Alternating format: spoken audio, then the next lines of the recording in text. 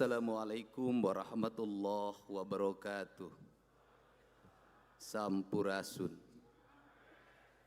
Paralun anu kasuhun meninggalih nu dipamrih ajirih kapihatur kahiyang rumuhun hiyang murbeng alam. Gusti nu Maha Suci, Pangeran nu Maha Kawasa, nu nyiptakeun ieu alam. Alam Sunda papasangan, alam berang, alam peting, alam hideung, alam bodas, alam bihari, alam kiwari, jeung alam po isuk. Mugia rundayan ieu lemu rahayu, kotana Raharja, Jawa Barat istimewa. Yang saya hormati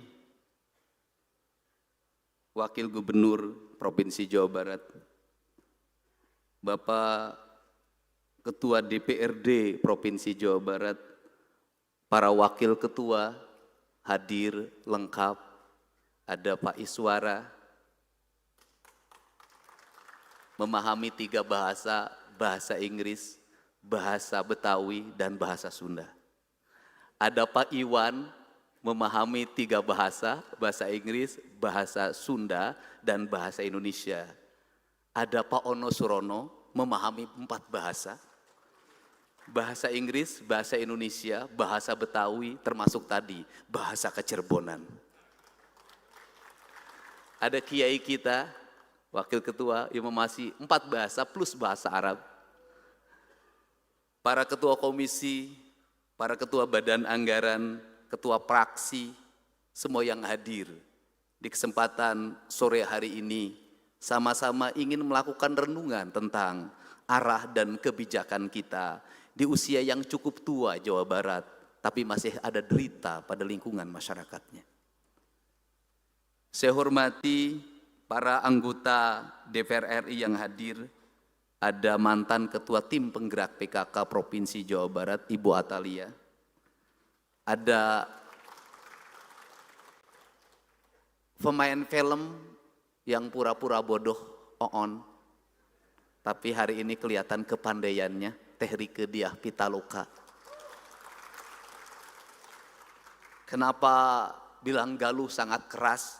Karena namanya tertulis dalam babad Galuh yang menceritakan tentang perjuangan seorang Citra Resmi untuk mempertahankan kehormatan sebagai wanita Sunda, bukan wanita pesugihan, bukan wanita yang disajikan, tapi wanita yang punya martabat. Lebih baik mati berkalang tanah daripada dihinakan oleh seorang pria. Ada di belakang Teh Silika, silahkan ke depan. Masih ada yang kosong. Yang tidak boleh diisi adalah ruangan gubernur saja kursinya. Kemudian juga rasa hormat saya sampaikan pada senior saya, guru saya di bidang pembangunan, gubernur senior yang ke-17, Bapak Bay Mahfudin. Terima kasih, hatur nuhun. Kemudian seluruh para gubernur, mudah-mudahan para mantan gubernur hadir. Saya ucapkan terima kasih kemarin Pak Aher dan Teh Neti hadir di acara Agustusan Kemerdekaan Republik Indonesia. Yang saya hormati unsur Porkopinda Provinsi Jawa Barat, Ibu Kajati ada kegiatan panen di Bekasi.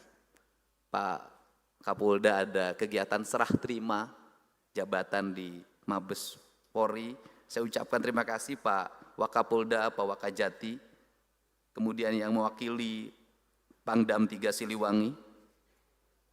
Yang saya hormati sahabat saya, teman saya, sama-sama ingin mewujudkan Jawa Barat istimewa dengan tagline-nya masing-masing, para bupati wali kota seprovinsi Jawa Barat.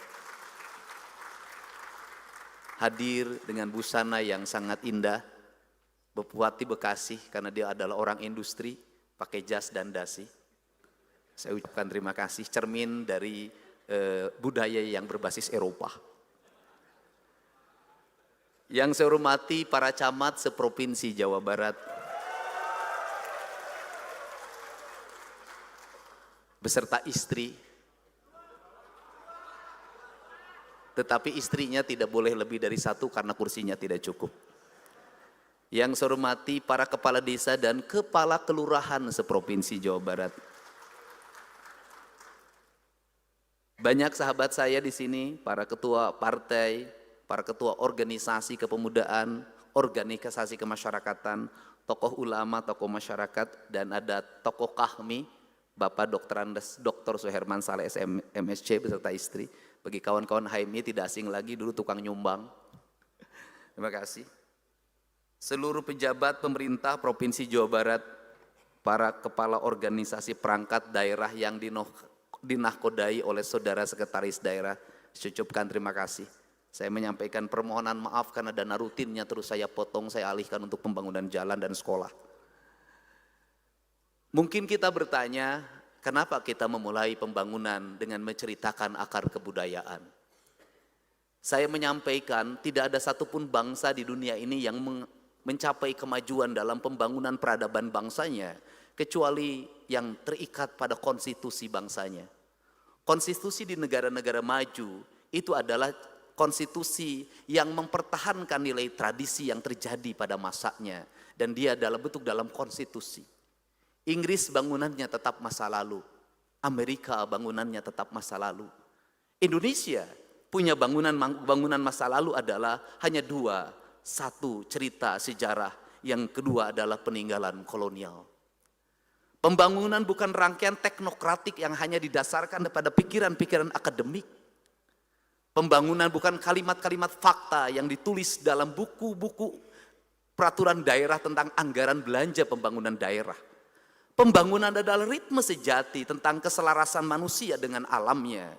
Keselarasan manusia dengan tanah, air, udara, dan mataharinya adalah ritme indah yang dimana kita diberikan alam yang indah bernama tanah Jawa Barat, tanah Sunda, punya gunung yang nungajentul, punya air yang mengalir, punya sawah yang terhampar, punya lautan dan samudra yang sangat luas. Seluruh tata nilai itu ada dalam naskah Sanghyang Siksa Kandang yang menceritakan tentang tata ruang yang disebut dengan gunung kudu awian, lengkop kudu balongan, lebak kudu sawahan yang disebut dengan tritang tu dibuana. Sanghyang Siksa Kandang menceritakan tentang civil society, yaitu trias politika, Rama, Resi, dan Prabu.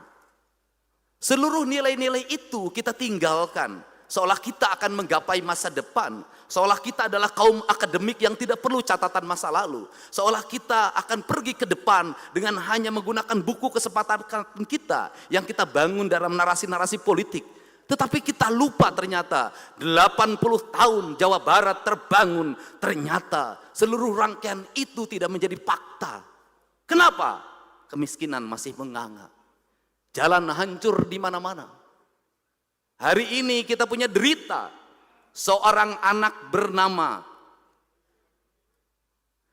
berumur 3 tahun, berasal dari Kabupaten Sukabumi, pada sebuah kampung terpencil, ibunya ODGJ, bapaknya mengalami TBC, anak itu tiap hari dikolong, dia meninggal di rumah sakit dalam keadaan seluruh cacing-cacing keluar dari mulut dan hidungnya. Betapa kita gagap dan betapa kita lalai. Kenapa? Perangkat birokrasi yang tersusun sampai tingkat RT ternyata tidak bisa membangun empati. Kenapa? Manusia tidak terbangun dalam nalar dan rasa. Semua orang bicara anggaran, semua orang bicara keuangan. Dia lupa bahwa di balik anggaran ada rasa dan cinta yang bisa mengadakan yang ada, mentiadakan yang tiada. Kerangka itu adalah koreksi diri. Dan saya memutuskan terhadap desa itu memberikan hukuman. Saya tunda bantuan desanya karena desanya tidak mampu mengurus warganya. Kerangka ini harus dibangun. Kenapa? Kita bertugas mengemban amanah, titah dari Allah. Seluruh titah dari Allah harus kita pahami apa yang kita lihat dalam rangkaian peristiwa alam. Maka cerita Jawa Barat yang dulu bersama Banten pasti dimulai dari Tarumanegara. Tarumanegara menceritakan tentang apa? Tarumanegara menceritakan tentang kepemimpinan yang mengelola air. Kepemimpinan yang mampu mengelola sumber daya sungai, yang mengelilingi daerah Bekasi yang diawali dari Bogor. Maka Tarumanegara menceritakan tentang peradaban air, di mana kepemimpinan mampu menguasai hulu sungai dan daerah aliran air, serta muara yang pada akhirnya bisa menguasai lautan utara. Cerita itu bukan cerita mistik, tetapi cerita fakta bahwa bangunlah peradaban Jawa Barat dengan apa? Melakukan normalisasi sungai di kali-kali Bekasi, di kali-kali Bogor, karena itu adalah bentuk peradaban. Dan hari ini tata ruangnya berubah, di mana sungai-sungai berubah peruntukannya, di mana sawah-sawah berubah peruntukannya, pemukiman menghampar di Kabupaten Bekasi, di Kota Bekasi dan Karawang, banjir dalam setiap waktu, kemiskinan tidak terselesaikan, perbedaan kaya yang miskin terus menganga. Kenapa? Salah dalam melakukan tata ruang. Litbang Kompas mengatakan salah satu titik kelemahan dari kepuasan 85% adalah dua hal. Pertama adalah ekonomi, yang kedua adalah lapangan pekerjaan. Lapangan pekerjaan terjadi, berebutannya di darah industri. Kenapa itu terjadi? Karena kita lupa membangun konektivitas antara pendidikan dan lingkungan, pendidikan dan industri, antara dunia IT dengan keadaan masyarakat. Apa yang menjadi kelemahan masyarakat Jawa Barat? Matematika dasarnya lemah, sehingga ketika seleksi mereka kalah. Kerangka itu maka bergeser. Orang bercerita tentang Galuh. Cerita tentang Galuh bercerita tentang apa?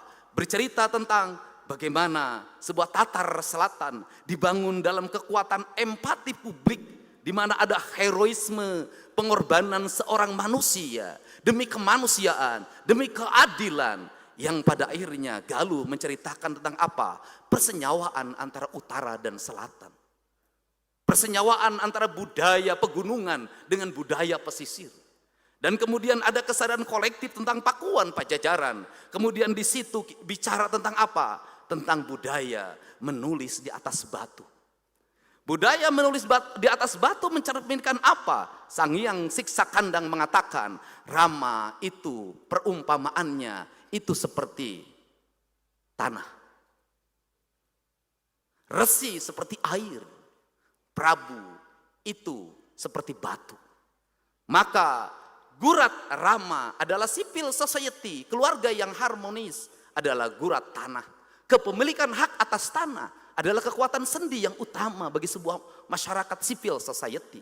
Gemah ripah, repeh rapi. Tidak mungkin civil society itu menguasai sebuah wilayah dan dia tidak memiliki hak pemukiman. Maka kebijakan berikutnya adalah hak kepemilikan atas tanah yang melahirkan hak kepemilikan pemukiman yang layak. Itu harus menjadi sendi utama. Disitulah Rama.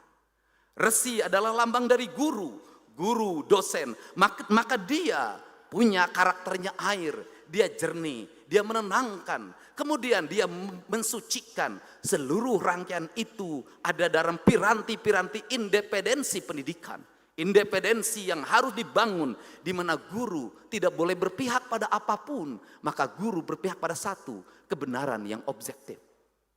Kemudian Prabu, maka Prabu itu adalah gurat batu. Maka dia menulis dalam batu, meskipun menulisnya sulit, meskipun banyak tantangan yang dihadapi, meskipun ada gelombang penentangan yang berlangsung, tetapi seorang Prabu harus punya keyakinan bahwa yang dia tuliskan adalah bukan untuk dirinya, yang dituliskan bukan untuk popularitinya, yang dia tuliskan bukan untuk elektabilitinya, yang dia tuliskan adalah cerita catatan masa depan, di mana kepemimpinannya menjadi legacy bagi pewarisan kepemimpinan ke depan.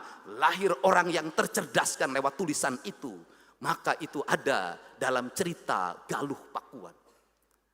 Kemudian kita akhirnya memasuki sebuah era di mana Kacirbonan menebarkan sebuah nilai baru. Nilai menyempurnakan tradisinya orang Jawa Barat yang memiliki spirit silih asa, silih asih, silih asu. Nu jauh urang deketkeun, geus deket urang layetkeun, geus layet urang pahetkeun, geus pahet silih wangikeun. Sebuah nilai yang dia terbangun dalam harmoni Tatar Sunda. Tetapi ada nilai syar'i yang harus disempurnakan. Maka cipta rasa, sirna rasa, menyempurnakan rasa yang dimiliki oleh orang Sunda, yang terdiri dari entitas-entitas yang hari ini memiliki keragaman dalam kebudayaan. Karena rasa, maka rasalah sebagai sendi utama untuk mengayuh pembangunan yang melahirkan gelombang kepemimpinan Sumedang Larang, Subang Larang. Sebuah nilai yang kita memasuki era POC, kita memasuki era kemerdekaan, maka sintesanya adalah pembangunan tidak bisa didasarkan hanya pada pikiran teknokratik. Dalam bahasa kebudayaan, pembangunan tidak hanya mengandalkan saringseknya iket, tapi pembangunan harus dibangun dalam kekuatan kancing caringcingnya kancing. Apa itu? Pembangunan bukan hanya mengandalkan intelektual cohesion, tetapi pembangunan harus dibangun dalam piranti emosional cohesion dan spiritual cohesion. Seluruh nilai-nilai itu adalah sistem nilai pendidikan yang diajarkan dalam ajaran Pancawaluya. Maka manusia Sunda itu adalah manusia yang cager, bager, bener, pinter, singer. Maka Pancawaluya harus dibangun dalam sebuah gerbang.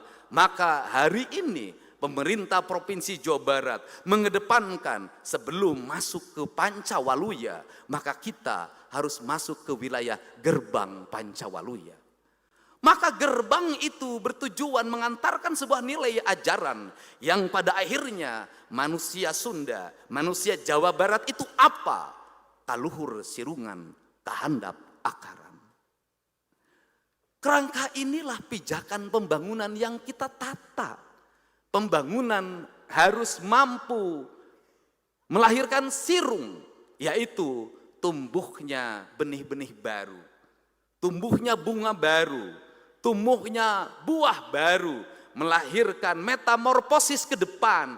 Itu yang disebut dengan kiwari, bihari, jeung poe isu.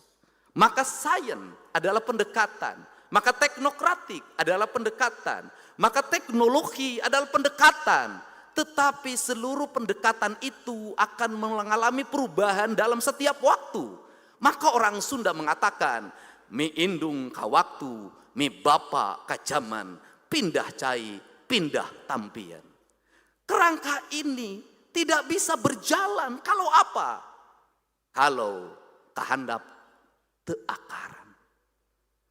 Karena kahandap teu akaran, maka pembangunan kita harus menginjak bumi. Tidak penting dipuji orang, tidak penting bagus dalam tayangan, tidak penting reka-reka gambar dibuat-buat di media sosial, tidak penting. Yang harus kita ceritakan adalah fakta yang sebenarnya, bukan pembangunan kamuflatif. Kalau pendidikan dasar di kita masih bermasalah, katakan bermasalah.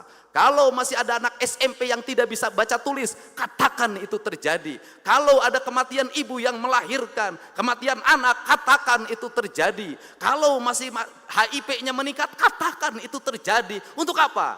Agar kita bisa meraih sintesa. Maka seiring dengan perkembangan media sosial, di mana rakyat Jawa Barat hari ini mengenal TikTok, hari ini kita bisa melihat fakta. Setiap hari rakyat bercerita apa? Bercerita tentang air bersih yang sulit didapatkan. Bercerita tentang apa? Gedung-gedung sekolah yang mau roboh tanpa toilet. Bercerita tentang apa? Jalan-jalan pemukiman yang rusak. Jembatan-jembatan yang mau roboh. Anak-anak menyeberang sungai Citarum menggunakan rakit. Anak-anak bergelantungan di kawat-kawat pengikat di Garut dan di Sukabumi hanya untuk sekolah. Itu cerita fakta kita. Dan seluruh fakta itu lahir lewat apa? Kesadaran publik warga untuk menceritakan apa yang terjadi di tanah Jawa Barat ini. Untuk itu demokrasi yang dibuka, media sosial yang terbuka harus melahirkan apa? Harus melahirkan pemimpin yang peka. Harus melahirkan apa? Birokrat yang dia sidik sakti, indra waspada. Apa itu? Harus melahirkan birokrat panca sampurna. Celikna ngadangu, irungna ngangse, panona awas, letahna ngucap, hatena ikhlas. Maka konektivitas para birokrat untuk melihat perkembangan yang terjadi di jagat media sosial adalah kepekaan untuk membaca situasi. Para kepala desa harus membuka ruang rumahnya untuk dikunjungi warga dalam setiap waktu. Tidak bisa warga harus datang dari ujung Garut, ujung Sukabumi, ujung Cirebon, terus-terusan ke Lembur Pakuan. Mereka terlalu jauh untuk berjalan. Para camat juga harus membuka diri, membuka ruangnya. Terkoneksi dengan para bupatinya yang harus handphonenya menyala. Terkoneksi dengan gubernurnya. Maka kita bisa berjalan seiring dan sejalan. Sarendek, saigel, sabobot, sapihanean. Kacai jadi salewi, kadarat jadi salogak. Kalimat sa itulah kalimat jamak menjadi tunggal. Jamak artinya apa? Kita ada ragam partai politik. Kita ada ragam daerah. Kita ada ragam kepentingan, ada ragam baju. Tetapi seluruh keragaman itu manakala didorong oleh kebeningan hati, maka akan lahir kemanunggalan, yaitu kalimat sa, kalimat yang mempertautkan, kalimat yang mempersatukan, kalimat yang menyatukan, yang tanpa jeda, bahwa di antara kita yang bekerja, baik legislatif, eksekutif, yudikatif, dari mulai gubernur, para ketua DPRD, para wakil ketua, para anggota dan seluruh sampai pada tingkat RT, RW, bupati, wali kota, lurah, camat, kepala desa, kuwu. Ada yang menyatukan, yaitu kalimat ilah. La ilaha illallah. Kalimat ilah itu adalah kalimat keikhlasan. Bahwa kita bekerja bukan untuk partai. Kita bekerja bukan untuk dipilih kembali. Kita bekerja untuk apa? Sebuah pengabdian. Bahwa kita mengabdi pada tatar Sunda, pada tatar Jawa Barat. Untuk menghilangkan kemiskinan. Menghilangkan kebodohan. Mengangkat derajat orang-orang miskin dan anak-anak yatim. Yang didengungkan oleh Rasulullah. Sebagai sendi utama untuk membangun kemakmuran bagi warganya. Inilah. Kerangka pijak inilah yang harus dibangun di antara kita. Kita membangun bukan untuk 5 tahun. Kita membangun bukan untuk 10 tahun. Kita membangun bukan untuk kita. Kita membangun untuk masa depan anak cucu kita. Kita dititipi gedung Merdeka ini. Hasil karya kolonial. Kita dititipi gedung sate. Hasil karya kolonial. Pertanyaannya adalah, apa yang kita titipkan bagi generasi Jawa Barat ke depan? Kalau kita tidak punya nilai-nilai filosofi yang besar dan mendasar.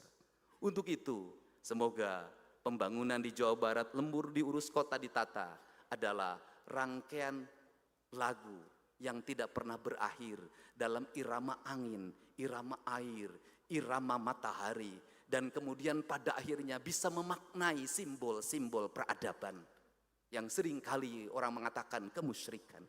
Simbol peradabannya apa? Orang Cina mengenal yin dan yang, maskulin dan feminin. Sebagai bentuk peradaban dia mensimbolkan filosofi tentang manusia. Orang Sunda itu punya 3 simbolisasi. Yang pertama, kalau Laut Selatan itu mengambil filosofi kebudayaan Jawa, maka dilambangkan dalam simbol putri yang cantik bernama Nyi Ratu. Itu cermin bahwa laut kalau diurus, maka dia akan menjadi putri yang sangat cantik. Harus dijaga kehormatannya. Tidak boleh diambil terumbu karangnya. Tidak boleh lagi ada berbagai aktivitas yang merusak kelautan. Dan saya berterima kasih pada Bu Susi yang selalu mengingatkan saya untuk menjaga Laut Selatan. Kemudian yang kedua, simbol dari gunung dan hutan. Maka orang Sunda mengatakan itu adalah Abah, Eyang, Uyut, Siliwangi, Maung, Pajajaran. Dia adalah lambang kehormatan. Gunung tidak boleh ditukar. Maka seluruh kehormatannya dijaga dalam simbolnya. Kenapa? Karena kemuliaan, ketentraman, dan kenyamanan rakyat Sunda tergantung bagi gunungnya. Kalau gunung dijaga kehormatannya, maka kita terbebas dari kemiskinan dan terbebas dari bencana. Yang ketiga adalah simbol dari tanah. Maka disebutlah Sunan Ambu. lambang dari seorang ibu yang harus dihargai dan dihormati. Maka perlakukanlah tanah yang kita pijak ini seperti kita memperlakukan ibu kita. Sunan Ambu dalam kaidah Sunda, dalam kaidah Nusantara yang diajarkan oleh Bung Karno disebutnya adalah ibu pertiwi. Kalau hari ini tata guna tanah kita rusak, kalau hari ini tanah tidak pernah kita hormati untuk menerima air, kalau hari ini tanah menjadi rebutan hanya untuk menumpuk kekayaan, sesungguhnya kita adalah orang yang durhaka pada ibu kita. Untuk itu, saya meyakini perjalanan 6 bulan saya memimpin dengan Kang Erwan adalah perjalanan yang baru meletakkan kerangka dasar. Apa yang kami raih dalam 6 bulan bukan hasil kami, tapi hasil seluruh masyarakat Jawa Barat. Hasil pimpinan dan anggota DPRD dari mulai provinsi sampai kabupaten kota. Hasil dari seluruh jajaran para bupati wali kota sampai para ketua RT dan RW-nya. Mari kita bersama membangun Jawa Barat, paheyek-heyek lengan, pa antai-antai tangan, sarendek saigel, sapuput, sapihanean, kacai jadi salewi, kadarak jadi salogak. Wallahu muwaffiq ila aqwamit thoriq. Assalamualaikum warahmatullahi wabarakatuh. Sampurasun.